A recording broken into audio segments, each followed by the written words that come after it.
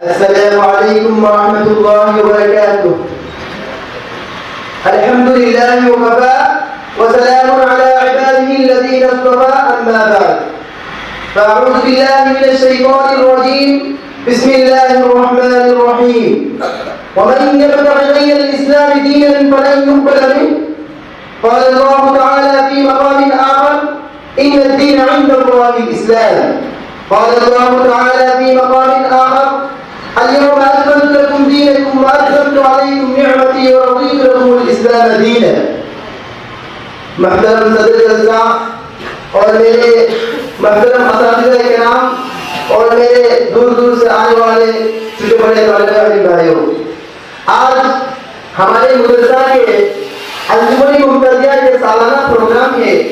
میں اس پروگرام میں آپ حضرات کے سامنے اسلام میرا پسندیدہ دین کیوں ہے اس موضوع پر کچھ نقشائی کرنا چاہتا ہوں. اگر اللہ تبارک تعالیٰ مجھے توفیق و عنایت عطا فرماوے تو میں آپ حضرات کے سامنے اس موضوع سے کچھ کہہ کر رسد دوں گا انشاءاللہ.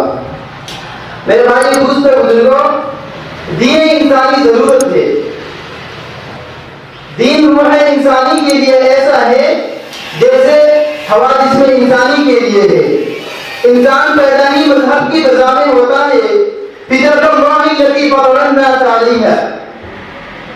تاریخ عالم اس بات پر شاہد ہے کہ زمانہ جاہلیت میں عالم سب خرابی میں گرے گھنٹال تھے. اسلام اس طرح آیا جس طرح سب گرمی کے بعد باران رحمت یا اندھیری رات کے بعد آفتاب حالت میں تھا. آج سائنسی ترقی نے مشرق اور مغرب کے فاصلوں کو اس طرح سمیٹ دیا ہے کہ پوری دنیا ایک عالمی گاؤں یعنی گلوبل ولیج بن گئی ہے. ذرائع ابلاغ نے ایک دوسرے کے مادی زمین سننے اور چلنے میں آسانیاں پیدا کرتی ہے.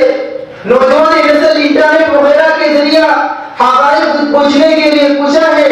ہر مذہب کا یہ دعویٰ ہے کہ ان کے دامن میں صداقتوں کا خزانہ موجود ہے.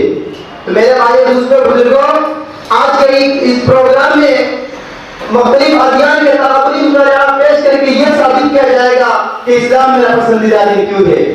میرے بھائی اور دوستوں، اسلام بھی پسندیدہ دین ہے.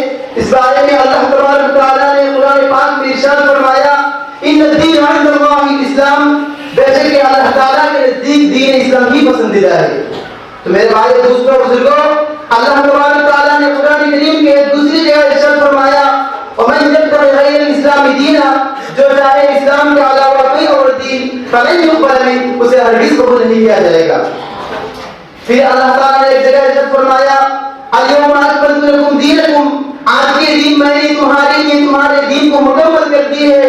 واتممت علیکم نعمتی، اور میں نے تمہارے لیے میری نعمت کو مکمل کر دیا. ورضیت لکم الاسلام دینا، اور میں نے تمہارے لیے دین اسلام کو پسند کیا. تو میرے بھائی دوستوں، دین اسلام پسندیدہ ہے. اس کے بہت سارے دلائل ہیں. میں کچھ دلائل کہہ کر رسد دوں گا انشاءاللہ. تو میرے بھائی دوستوں، دنیا کے مختلف ادیان اپنے اپنے وقت میں اللہ رب العزت کی طرف سے بھیجے گئے ہیں. دین اسلام سب سے آخر میں آیا ہے، لہذا دین اسلام سب سے کامل اور مکمل ہے. دنیا کے مختلف ادیان کے نام عموماً کسی شخصیت کے نام پر رکھے گئے یا کسی قبیلے کے نام پر رکھے گئے یا کسی جگہ کے نام پر رکھے گئے. مثلا یہود ایک قبیلہ تھا جس سے یہودی مشہور ہو گیا.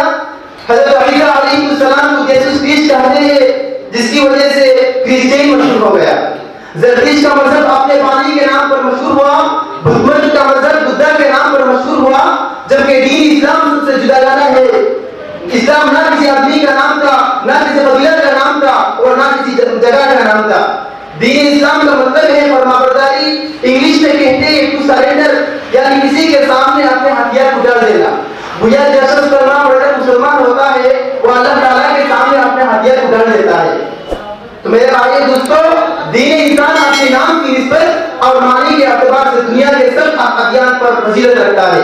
میرے بھائی دوستوں، ٹائم بہت کم ہے، اس لیے میں اپنا تقریر وہاں ختم کر رہا ہوں. وآخر دعوانا الحمد للہ رب العالمین والسلام علیکم ورحمۃ اللہ وبرکاتہ.